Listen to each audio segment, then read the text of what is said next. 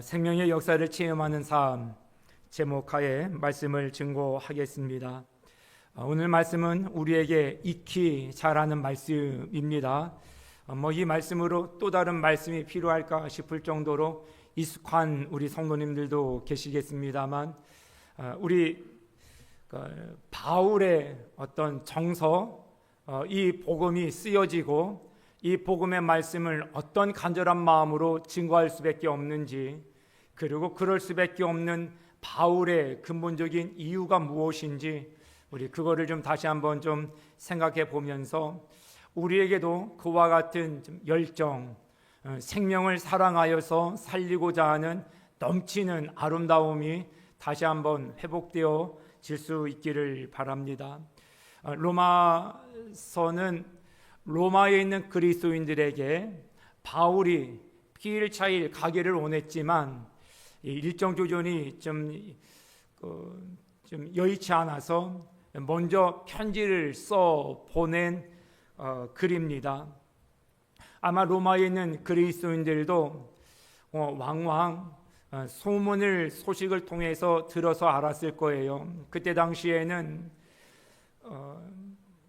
뭔가를 뜻을 전할 수 있는, 소식을 나눌 수 있는 지금처럼 통신수단이 발전되어 있지 않기 때문에 편지를 써서 보내는 것들이 주를 이루었었지요. 가지는 못하고 나누고 싶은 마음은 너무 간절하니까 바울이 택했던 방법 중에 하나가 편지를 써서 대신 보내는 거예요. 빌립보 지역에 있는 빌립보 교회 성도들에게는 편지를 썼는데 그것이 빌립보서고요. 갈라디아 교회 성도들에게 편지를 써서 보낸 것이 갈라디아서예요. 골로새 지역의 성도들에게 편지글이 골로새서고요. 그러니까 바울 서신들은 대개 편지글이다 이렇게 이해를 하시면 되고요.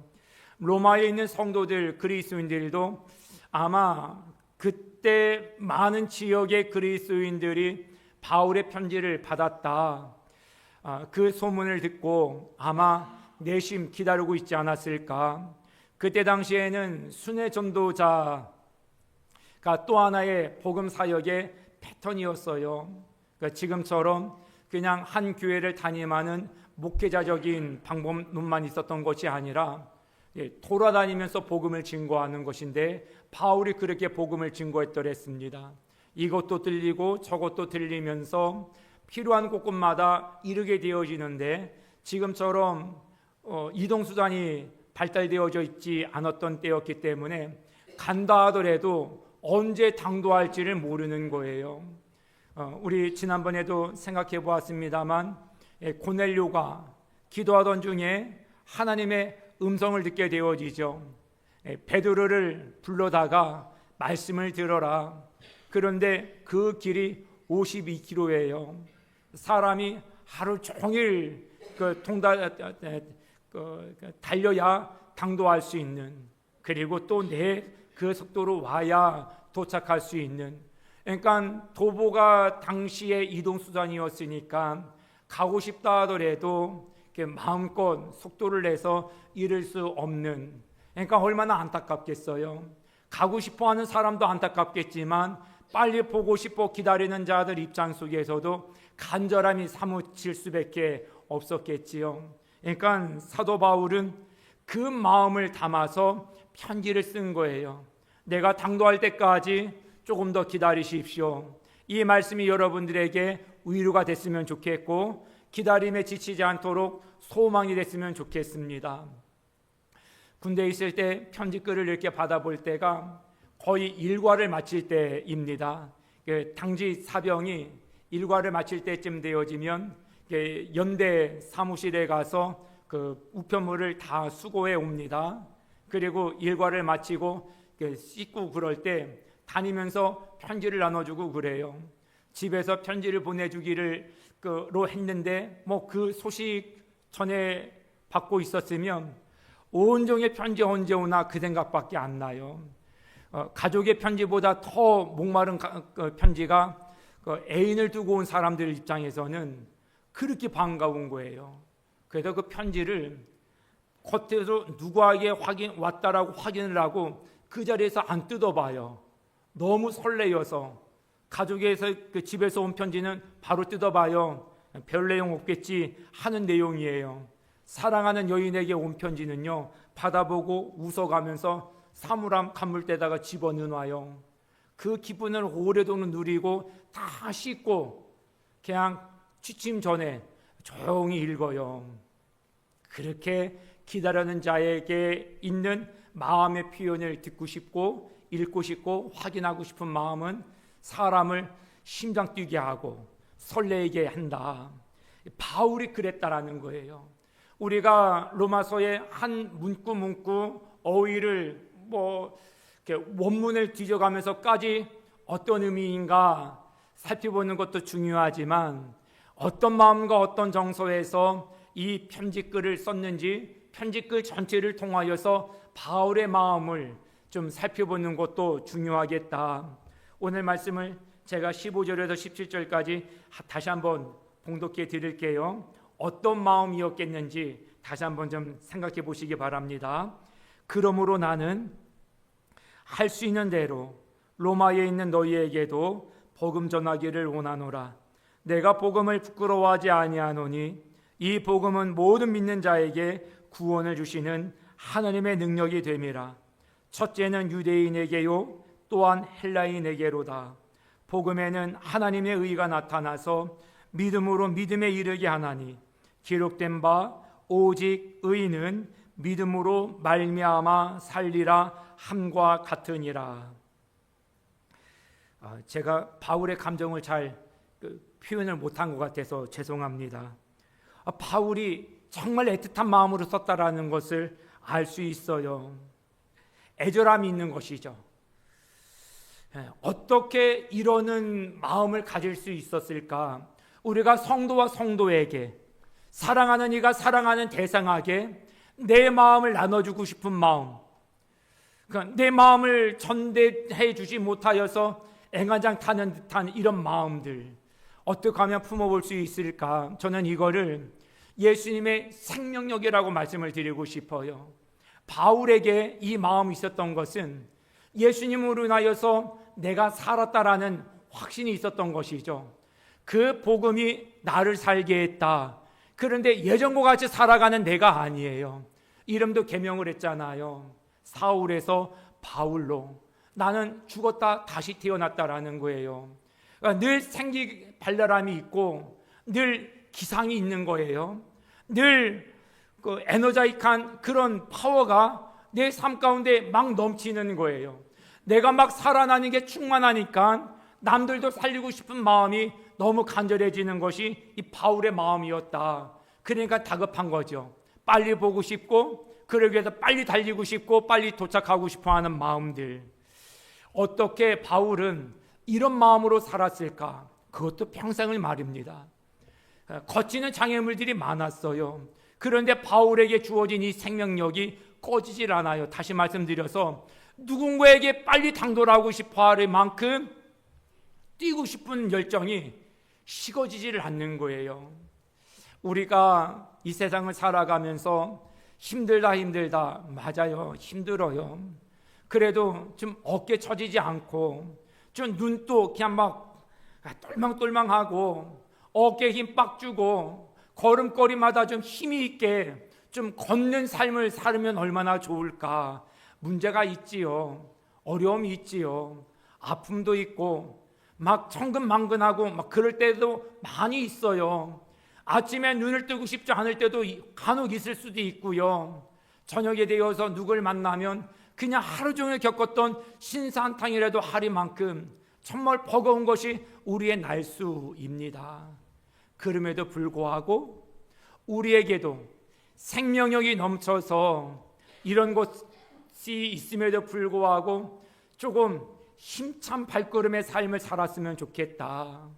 환경이 어떠하든지 내게 주어진 여러 가지 감정상의 이유들이 어떠하든지 상관하지 않고 오히려 그 모든 것들을 압도해 가면서까지라도 바울에게 있었던 설렘과 열정이 우리 가운데 있었으면 좋겠다. 바울은 어떻게 이런 삶을 살 수 있었는가? 두 가지를 좀 생각해 보려고 합니다. 우리에게도 이런 열정의 회복에 대한 갈망이 있기를 소원합니다. 첫 번째는 강한 목마름이 있었다라는 것입니다. 그거를 사도 바울은 빚진 자의 심정 이렇게 설명을 해요. 헬라인이나 야만인이나 지혜 있는 자나 어리석은 자에게 다 내가 빚진 자라. 한번 조용히 한번 손 들어보세요. 빚 없으신 분들. 저는 빚 없으신 분보다 빚 있으신 분이 우리 교우님들 가운데 전 더 많이 계시지 않겠는가 싶어요. 교회도 빚이 있고 저도 개인적으로 빚이 있어서 알아요. 빚진 자의 마음이 얼마나 무거운지. 다 소원이 뭡니까? 빨리 다 갚았으면 좋겠는 마음 아니에요? 뭐 할부로 산 거 있으면 할부도 빨리 끝났으면 좋겠고, 빌린 거 있으면 다 갚았으면 좋겠고, 이걸 다 털어내기까지 마음에 늘 짐스럽잖아요. 젊은 사람들이 정부가 카드 신용사회를 만들게 해서 이 사람 저 사람 카드 막 이렇게 만들어주고 막 남발할 때 우려됐던 게 그거 아닙니까? 빚 무서운 줄 모르고 카드 막 긁어댔던 거. 이 뭐 쓸 때는 쉬운데 갚으려면 이거 뭐 이만저만 고생이 아니에요. 어떤 분이 그 말씀 하셨음을 말씀드렸었지요. 결혼을 할 때 막 명품백 사주고 막 좋은 차 끌고 다니고 막 돈 막 부잣집 아들처럼 딸처럼 흥청망청 이렇게 막 하는 거 너무 좋아하지 말라고. 그분이 하시는 말씀이 그거예요. 그거 다 나중에 빚이라고. 결혼해갖고 빚 있는 통장 이렇게 내밀면 그때 또 싸우잖아요. 이거 다 당신 선물하느라고 다 빚진 거라. 그냥 우리 수준에 맞추어서 사는 지혜가 필요한 것이죠. 혹 빚을 졌다고 한다면 진짜 좌불앙석이에요.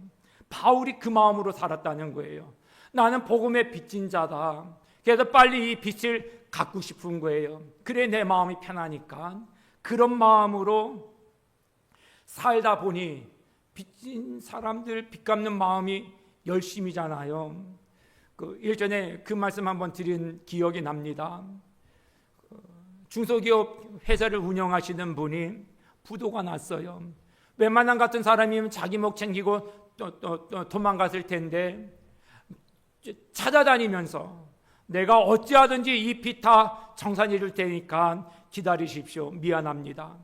다 변제를 못하니까 감옥에 갔어요. 그리고 출소하고 난 이후부터 정말로 하나님 주시는 은혜만을 사모하면서 정직하게 열심히 일해요. 그러면서 목사님이 묻더래요. 뭐가 그렇게 신바람이 나서 열심히 일할 맛이 나겠느냐고. 그랬더니 목사님 그런 말 하지 마시라고. 전 요즘 빚 갚는 재미 때문에 잠을 못 잡니다. 빚 갚는 게 재밌다고 설명을 하시는 것이 이거 정말로 명언같이 들렸다라는 것이에요.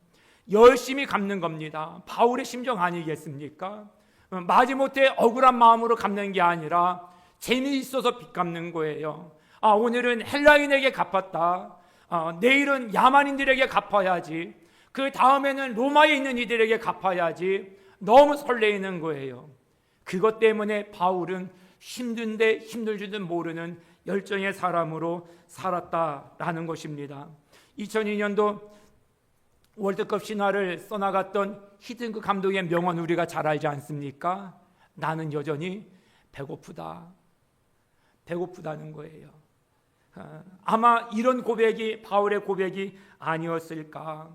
사랑하는 성도 여러분, 우리에게 이와 같은 좀 열정이 회복되어졌으면 좋겠어요. 누구 때문에요? 바울처럼. 근거는 예수 그리스도를 인한 생명력이죠. 주님으로 인하여서 얻어지는 복음의 능력, 나를 뛰게 한다는 것입니다. 현대인들에게 있어서 하나의 특징이 있다고 한다면 아마 이걸 겁니다. 많은 사람들이 피곤을 무서워한다는 거예요. 나이 드신 분들에게는 그럴 때 있더라도 요즘 젊은 사람들에게도 그래요. 무리하면 큰일 나는 줄 아는 것 같아요. 그래서 적당히 하려고 그래요. 현대인들이 점점 나이가 중년 때 노령 중년 때에 이르러서 지금은 초등학교까지 급속도로 내려앉는 증상 중에 하나가 우울증이래요. 조울증, 공황장애. 이거는 저 어렸을 때만 해도 생소한 질병이기도 했었습니다만 중년의 때 겪는 어려움인 줄 알았거든요. 그런데 요즘은 초등학생들, 중고등학생들에게도 병원에 내원하는 이들이 많아졌다라는 것입니다. 우리가 뛰는 심장을 갖고 산다는 것이 얼마나 감사한 일인지 아셔야 돼요. 내게 오늘도 주어진 일이 있다, 이 감사한 일이죠. 하나님께서 우리에게 주셔서 감당할 일이 있으면 피곤을 감당하고라도 하면 좋겠다. 우리가 이 세상을 살아가면서 너무 몸이 건조하게 되어지면 첫 번째로 정신 건강이 약해져요. 할 일 있을 때 열심히 할 수 있고 쉴 때 또 쉼의 가치를 알아서 쉴 줄 알고 할 수 있으면 좋다. 우리가 요즘에도 이제 주 4일, 4.5일째 하겠다. 이제 정부에서 발표도 하고 그래요. 오래전에 주 5일째 할 때 그때도 많은 이런저런 우려가 있었거든요. 그 정책이 발표되어지고 나면서 이제 2년 전, 3년 전부터 4.5일째 했다, 4일째 했다는 기업들이 소개되어지고 하더라고요. 우리가 근무 시간에, 근로 시간에 쉬겠다 하는 것은 정책적으로 옳은지 그른지는 모르겠습니다만 중요한 건 이거예요. 나머지 시간은 어떻게 쓰겠느냐는 거예요. 열심히 섬기시고 열심히 공경하시고 열심히 사랑하시고 열심히 땀 흘려 희생할 수 있는 자리를 좀 찾으셨으면 좋겠어요. 주님께서 우리에게 주신 모든 날수들을 그냥 그렇고 그런 대로 살아가시는 것이 우리에게 유익이 되지 않아요. 우리에게 힘을 쏠 수 있는 것, 그래서 하나님께서 주신 일에 충성을 다했다라는 칭찬을 들을 수 있을 만큼 공부할 때는 공부하고 직장에 나가서 일할 때는 일을 하고 집에 오면 만사 그냥 내게 아무 소임이 없다라고 그냥 잊지 마시고 서로를 챙겨 도울 수 있는 일들, 설거지든 분리수거든 소일거리 얼마나 많아요. 돌보시고 외로운 사람들 찾아가시고 기도해 주시고 함께 손을 붙잡아서 이렇게 회복해 주시는 일들에 우리가 함께하면 더 좋겠다.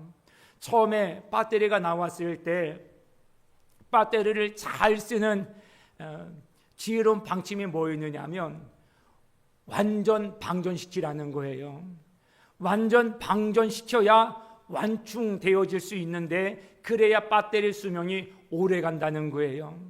그리고 난 이후로 배터리 수명 기술이 이제 셀로 나눠져 갖고 이제 조금 더 이게 기술적으로 진보되어졌는데 지금은 어떤 기술이 있는지는 모르겠습니다만 참 동의되어집니다. 우리가 하나님께서 주시는 은사가 있고 달란트가 있어요. 우리에게 주신 복음의 능력이 있어요. 힘써 사용하셔야 됩니다. 언제까지요? 방전이 될 때까지요. 바울이 끊임없이 생명력 넘치는 귀한 역사를 이뤄나갈 수 있었던 때에는 정말로 내 몸이 부서져라 쓰임받을 때에 하나님께서 또 채워주시는 능력을 경험할 수 있었기 때문이었다는 거예요. 그냥 늘 고만고만하고 피곤하면 큰일 나는 줄 알고 하는 이들에게는 감격이 없어요. 여러분들 표정의 변화가 많은 사람들에게서 사라지고 있다는 거 아십니까? 웃음을 잃어버려요. 이빨을 보이면서 웃는 시대가 점점 희박해져 가고 있어요. 슬퍼도 안 울어요. 감정의 변화가 없어요. 그냥 하나님께서 내게 주신 소임, 내게 주신 달란트, 내게 관계를 맺겨주시는 모든 사람과의 관계 속에서 최선을 다하면 그를 통하여서 내게 주시는 감격이 있거든요. 새로운 감회가 있거든요. 그거 아까워서 너무 제겨두게 되어지면 그거를 소진할 때 그리고 난 다음에 얻어지는 내 마음의 감격이 감사가 없어지는 것이죠. 누군가를 위해서 섬김을 할 때 최선을 다하십시오. 하나님 내 인생도 어느 한 타이밍에 있어서는 방전을 한번 경험해보게 해주세요. 그래 완충되어지는 기쁨도 머금을 수 있으니까요. 큰일 나지 않습니다. 만성 피로까지는 아닙니다. 우리 지혜롭게 잘 관리를 해야 됩니다만 피곤을 너무 무서워하지는 않았으면 좋겠어요. 때로는 밤새는 열정도 있어야 되고요. 때로는 그 일에 몰입하여서 성과를 낼 수 있는 만큼 집요함도 필요합니다. 그러면 조금 무리는 됩니다. 우리가 하나님 앞에 나와서 은혜를 구하고 회복해야지며 채워줌을 구하는 이유는 무엇입니까? 나는 지금 소진되어 있다라는 거 아닙니까? 바울은 그런 삶을 늘 반복하여 하나님 앞에 살아갔습니다. 사랑이 있을 때 정말 방전되듯이 사랑을 쏟아주어요. 내게 은혜가 있어요. 차고 넘쳐요. 정말로 소진할 때까지 다 흘려보내줘요. 나 기뻐요. 기쁨을 혼자 감직하지 않습니다. 편지를 써서라도 이 기쁨을 나눠주는 거예요. 그런데 그런 삶을 살면 살수록 바울에게는 기쁨이 소진되어지는 게 아니라 더 넘치는 기쁨으로 하나님의 채우심을 공급받더라는 거예요. 하나님의 은혜의 충만함이라는 것은 은혜를 흘려보내는 자가 누릴 수 있는 또 하나의 하나님 기적과 같은 터치입니다. 손길입니다. 그러니 너무 두려워하지 마십시오. 땀도 흘릴 때 흘리셔야 건강해지시고요. 마음이 늘 고만고만하면 표정이 없어집니다. 마음의 열정이 사라지게 되어집니다. 그럼 정신 건강이 피폐해집니다. 하나님께서 우리에게 주시는 모든 것들에 시간이든지 물질이든지 합당하게 사용하기 위해서 열심을 내는 우리가 될 수 있기를 바랍니다. 요한계시록 2장 10절 말씀에 내가 죽도록 충성하라 그래야하면 생명의 면류관을 내게 주리라. 왜 죽도록 충성하라고 말씀을 하시는 걸까요? 예수님의 생명의 면류관은 죽음의 십자가를 넘는 자에게 허락되는 거기 때문에 그래요. 죽을까 봐 겁내는 자는 생명의 면류관의 가치를 몰라요. 죽는 거를 불사하고라도 나는 이렇게 살아야 됩니다. 생명의 면류관의 가치를 아는 자이죠. 그러니까 그거를 향하여서 열심히 달리는 거예요. 바울의 삶의 패턴이었습니다. 나는 죽음을 두려워하지 않습니다. 생명의 가치를 아는 자의 고백이라는 것입니다. 죽도록 충성하라. 완전 방전되어지기까지 두려워하지 말라는 것이에요. 하나님이 채워주실 거니까요. 하나님께서 나의 부족한 부분들을 또 보충해 주실 것을 믿으니까요. 저는 종종 말씀을 드립니다만 금요 기도에 마치고 나서 잠들기 전까지가 저는 일주일 중에 제일 행복한 시간이에요. 다음날 새벽 기도가 없다라는 거, 유일하게 말씀에서 조금 자유로울 수 있는 시간이 금요 기도에 마치고 난 시간대예요. 저는 늘 말씀 준비하고 돌아서면 또 말씀하고 전하고 해야 되니까 열심히 살고 싶은 거죠. 우리 성도님들도 그렇겠습니다만 금요일 저녁은 누구에게나 힘든 시간이잖아요. 지치고 피곤하고 이젠 더 이런 거 저거로에 매이지 아니하고 좀 쉬었으면 좋겠다. 저도 그래요. 그런데 그렇다고 해서 금요 기도회를 그냥 대충 인도하고 싶지는 않아요. 하나님, 내가 방전되기까지 성도들을 위해서 기도하고 이 목회의직을 잘 감당하겠습니다. 더 진실하게 하나님 앞에 매달리는 것이죠. 우리 성도님들의 문제가 안 풀렸습니다. 우리 성도님들의 문제가 아직도 안 풀렸습니다. 하나님 제발 도와주세요. 그런 삶의 끝자락이 있었기 때문에 오히려 저에게는 그 이후의 시간이 진정한 쉼의 가치를 읽을 수 있는 시간이지 않겠나 싶어요. 여러분들 기도도 할 땐 정말 애절하게 하세요. 우리 찬양 드리잖아요. 우리 하나님 앞에 기도 제목도 얹어드리자고. 여러분들 기도 제목들을 머릿속에 다 떠올려 놓고 찬양을 하세요. 이것도 드립니다. 저는 그렇게 찬양해요. 여러분들의 문제들, 또 저의 개인적인 문제들, 가정과의 문제들 머릿속에다가 다 띄워놓고 파로마처럼 막 넘겨가면서 하는 이 문제도요, 이 문제도요, 이 문제도요.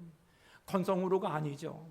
진심을 다해 찬양하고 우리의 마음을 다하여서 하나님 앞에 기도하고, 그래 응답의 소망이 간절해지잖아요.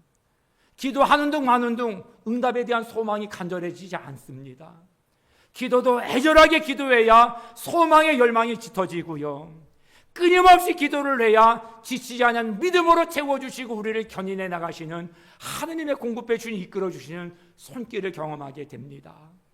뜨뜻미지근하게 신앙생활을 하지 마시고 한 곡의 찬양을 드려도 마음을 다해서 찬양을 하시고, 많은 예배가 우리 가운데 있지만 또 하나님 앞에 진실한 처음 예배 드리는 마음처럼 하나님께 예배를 드렸으면 합니다. 출애굽기 20장 9절 말씀에 안식일에 대한 말씀을 해주십니다. 엿새 동안 힘써 내 모든 일을 행할 것이다. 안식의 가치는요, 6일 동안 힘쓴 자들이 바르게 압니다.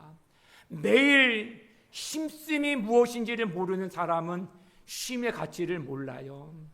그래서 모든 시간이 늘 예민하고 짜증스러워요. 열심을 내세요. 정말로 열심을 내세요. 빈둥빈둥 대고 대충대충 허송세월 하지 말고, 우리 성도님들 늘 하시는 말씀이 시간 눈 깜짝할 새에 지나간다고들 그러시지 않습니까? 정말 무섭게 지나가요. 정말 그래요.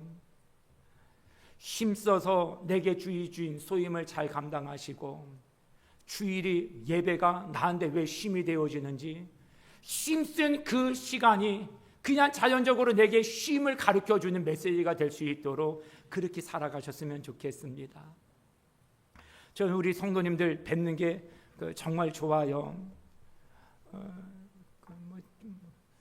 종종 말씀을 드립니다만, 새벽에 기도 카드 가지고 이렇게 기도할 때쯤 되어지면 여러분들의 표정이 이제는 그냥 막 파노라마처럼 막 다가와요. 저한테 기도 제목 좀 자주 써서 좀 보내주세요. 열심히 기도해 드릴게요. 그렇게 기도하던 중에 여러분들을 상상을 했다가 주일에 이렇게 뵈니까 더 반가워요. 여러분들이 주일날 만남 자체가 쉼이 되어지고, 더 나가서 하나님을 만나는 게 우리의 목적이잖아요. 왜요? 그 만남이 우리에게 참 쉼을 주니까요. 하나님을 위해서 힘쓴 사람은 하나님을 위한 날에 주님의 기쁨에 동참하지 않을 수가 없습니다. 바울에게 늘 기쁨이 멈추지 않을 수 있었던 이유가 바로 이와 같은 삶의 패턴이 있었기 때문이라는 것입니다. 두 번째, 바울이 이렇게 생명력 넘치는 역사의 주인공이 될 수 있었던 이유는 하나님만 바라보는 삶을 살았기 때문에 그렇습니다. 1장 16절 17절 말씀에 내가 복음을 부끄러워하지 아니하노니 이 복음은 모든 믿는 자에게 구원을 주시는 하나님의 능력이 됨이라. 첫째는 유대인에게요 또한 헬라인에게로다. 복음에는 하나님의 의가 나타나서 믿음으로 믿음에 이르게 하나니 기록된 바 오직 의인은 믿음으로 말미암아 살리라 함과 같으니라. 오직 의인은 믿음으로 말미암아 산다. 믿음이 무엇입니까? 믿음은 언제 강화되어질까요? 성경의 모든 그 신앙 인물들이 바라봐 우리에게 보여주는 것은 하나님을 바라볼 때예요. 복음을 바라보고 예수 그리스도를 바라보고 하나님을 바라보고 살아가는 자들, 생명의 힘으로 더 나가더라는 거예요. 마태복음 18장 18절 말씀에 진실로 너희에게 이르노니 무엇이든지 너희가 땅에서 매면 하늘에서도 매일 것이요 무엇이든지 땅에서 풀면 하늘에서도 풀리리라. 우리가 이 땅에 살아가지만 하늘의 소망을 두고 사는 것이죠. 우리가 이 땅에서 기도하면 하나님께서 응답해 주시고, 우리가 하늘의 소망을 두고 주목하여 살아가게 되어지면 이 땅에 우리의 믿음에 바라봤던 것들이 이루어지게 되어진다는 거예요. 그래서 우리는 하나님을 바라보는 시선의 소유자가 되어져야 합니다. 2007년 4월 16일 오전 7시 15분에 조승희 사건이 일어나게 되어집니다. 우리 성도님들이 아시는 사건이라 생각되어집니다. 미국 역사상 단일 학내 최악의 총기 사건으로 지금도 기록되어지고 있는데요. 조승희 학생이 그때 영문과 4학년생이었습니다. 기록을 찾아보니까 이분이 충남 아산 출신이에요. 84년생이고요. 8살 때 부모님을 따라서 이민을 간 거예요. 적응을 잘 못했어요. 따돌림, 소외감, 그러면서 어린 나이 때부터 마음의 우울감을 가지고 산 거예요. 청소년기 되어지면서 그렇게 가졌던 우울감의 모든 배경인 소울, 따돌림 이런 것들이 분노심으로 자라게 되어진 겁니다. 그래서 급기야는 기숙사에서 2발 그리고 본과 건물로 이동을 해서 한 교실 안에 있는 학생들에게 총을 난사했지요. 그때 죽은 사람만 30명이 넘습니다. 왜 그랬을까? 그때 뉴스 결과는 그거예요. 우울증.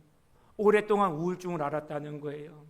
그런데 자세히 모든 학자들이 얘기하는 것은 우울증의 동기가 되어지는 복수심, 분노가 이유였다라는 것이에요.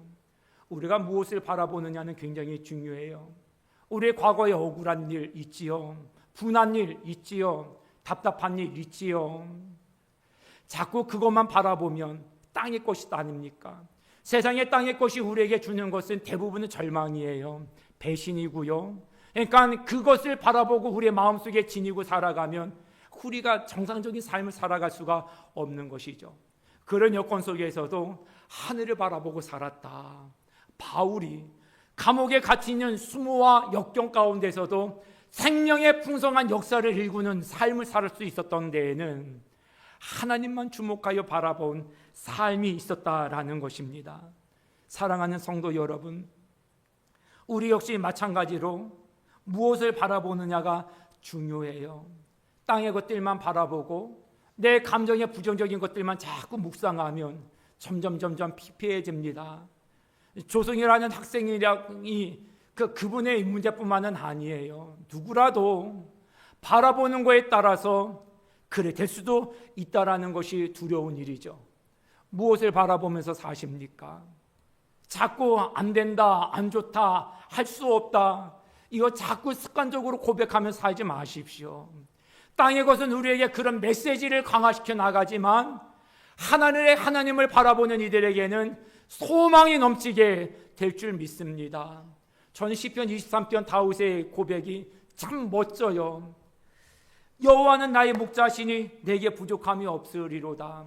이 세상에 한평생 살아가면서 부족함 없는 인생이 어디 있어요? 있는 사람은 있는 대로 부족하요. 없는 사람은 없는 대로 부족해요. 건강한 사람은 건강한 대로 부족함을 호소하고요. 또 빈약한 자들은 병약한 자들은 그들 나름대로 늘 부족함을 호소해요. 그런데 다윗은 무슨 이유 때문에 이런 고백을 할까요? 더 기가 막힌 거는요, 그가 나를 푸른 초장에 누이시며 쉴 만한 물가로 인도하시는도다. 이 고백의 배경이 무엇인지 아십니까? 그 이후에 나오는 내가 사망의 음침한 골짜기로 지날지라도 해요. 어려움이 없어서가 아니었습니다. 사망의 음침한 골짜기, 혹시 여러분들 그런 지금 지경에 처하신 분 계십니까? 이런저런 수모, 배신, 억울함, 분노, 적개심, 이거 한번 경험해보지 않은 사람이 어디 있어요? 그런데 다윗은 그렇게 죽자 살자 나를 죽이려고 하는 사람들이 있었지만, 자식까지도 나에게 수모를 안겨주었지만 그거는 묵상하면서 살지 아니하고 그럴 때마다 하나님을 바라봤다는 것이에요. 바울이 생기발랄한 인생을 살 수 있었던 것, 유쾌하게 살 뿐만 아니라 남들에게도 그런 풍성한 생명력을 선사하면서 살 수 있었던 이유, 감옥에 갇히기도 하고 굶주림을 수없이 많이 하고 40여 감한매를 3번씩이나 맞고 온갖 강도의 구열과 동포의 모든 모함과 그런 기가 막힌 인생을 살아가면서도 불구하고 그의 시선은 하느님께 고정되어져 있었기 때문이라는 것입니다. 우리가 가는 길이 사망의 음침한 골짜기일 수 있습니다. 그 중요한 것은 우리가 어떤 길을 걸어가느냐가 아니라 우리가 지금 어떤 기가 막힌 상황 가운데 있느냐가 아닙니다. 우리가 지금 그럼에도 불구하고 누구를, 무엇을 바라보고 살아가고 있느냐는 것입니다. 바울도 눈물 많이 흘렸어요. 정말 많이 울었어요. 그래서 누구보다도 기쁨의 가치를 아는 자였을까요? 그래서 기쁨의 노래를 얘기해요. 다윗도 기가 막힌 인생 정말 많이 살았어요. 그래서 그럴까요?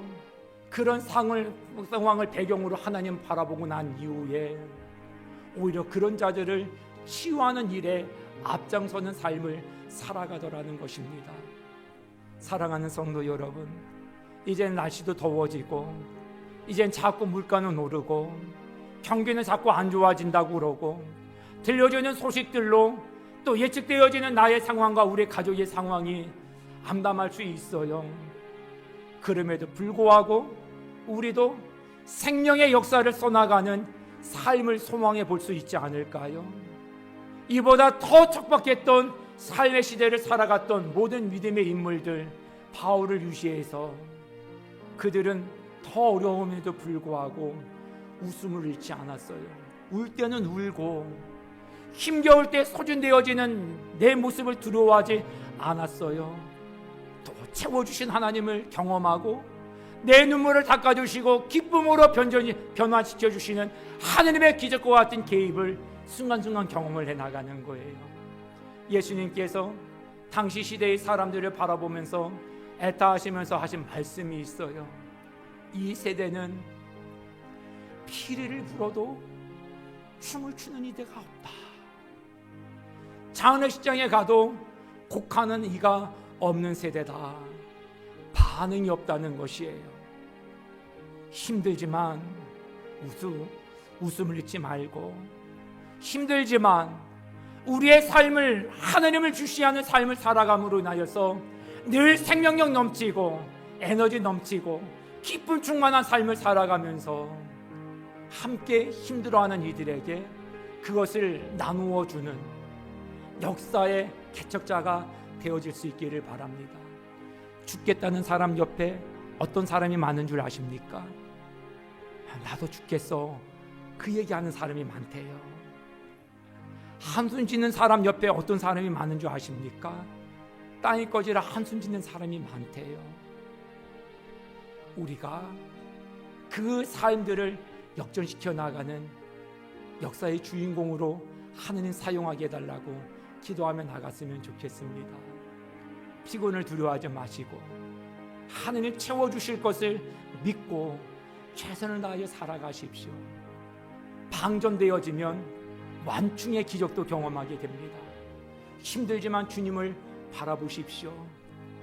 힘든 중에 하나님을 바라보면 위로를 경험하게 됩니다. 소망을 얻게 되어집니다. 미래가 두렵지 않습니다. 여러분들 가정을 새롭게 탈바꿈시키고 싶지 않으십니까? 여러분들의 감정에 새로운 성령의 바람, 복음의 능력으로 일깨워 나가기를 원치 않으십니까? 이 삶을 우리도 갈망하시고 생명력 넘치는 삶을 하루하루 주님을 바라보면서 엮어나가는 우리 모두가 될 수 있기를 주님의 이름으로 축복합니다. 우리 말씀 기억하시면서 같이 이 찬양 드렸으면 좋겠습니다. 고통의 몽에 벗으려고 예수님께 나아갑니다. 고통의 몽에 벗으려 예수께로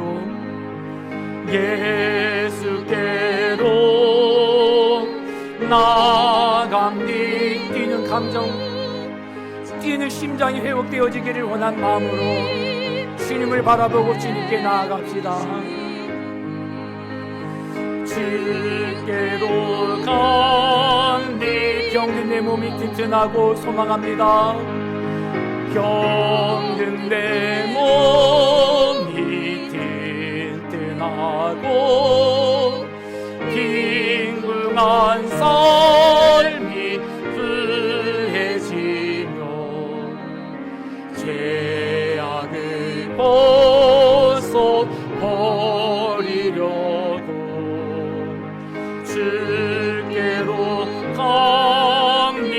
낭패와 실망 당한 뒤에 낭패와 실망 다 복수심이 아닙니다.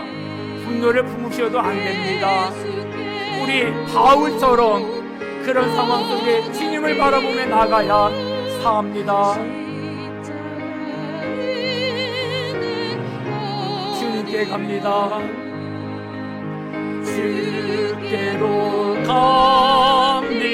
슬프던 마음 위로받고 슬프던 마음 위로받고 이생의 분파 산자나 영광의 찬송 영광의 찬송 부르려도 주께로 옵니 4절 고백합시다. 죽음의 길을 벗어나서 죽음의 길을 벗어나 예수께로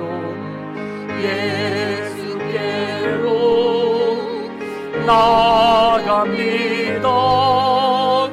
영원한 집을 바라보고 주께로 갑니다.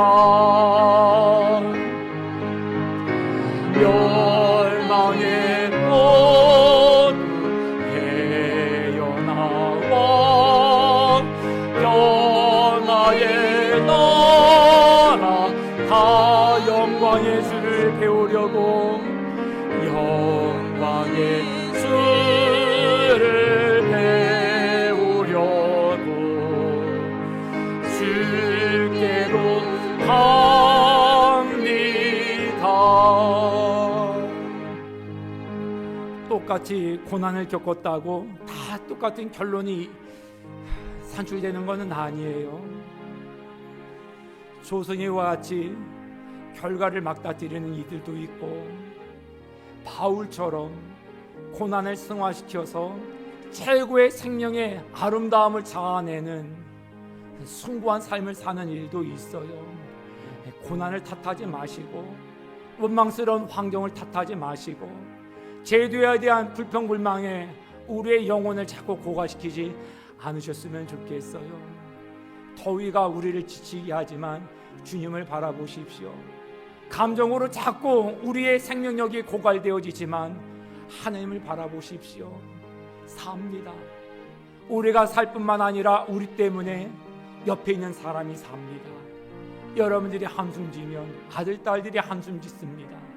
여러분들이 불평을 원망하면 그것이 자녀들의 인격이 됩니다. 그럼에도 여러분들이 찬양하면 그 열매는 여러분들의 자손들이, 가족들이 웃음과 기쁨으로 평강으로 열매를 거두게 됩니다. 하나님을 바라보시고 사십시오. 그래야 온 가족이 잘 살고 자녀들이 복된 삶을 살게 되어집니다.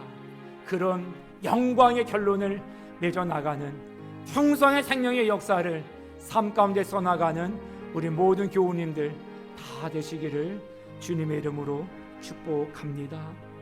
하나님, 오늘도 저희들에게 힘써 하나님을 바라볼 것을 말씀해 주셔서 감사합니다. 복음의 빚진 자의 심정으로 살게 도와주시옵소서. 섬기는 일을 두려워하지 말게 하시고 지치도록 충성하는 이들에게 주시는 면류관을 소망하는 우리가 되게 하여 주시옵소서.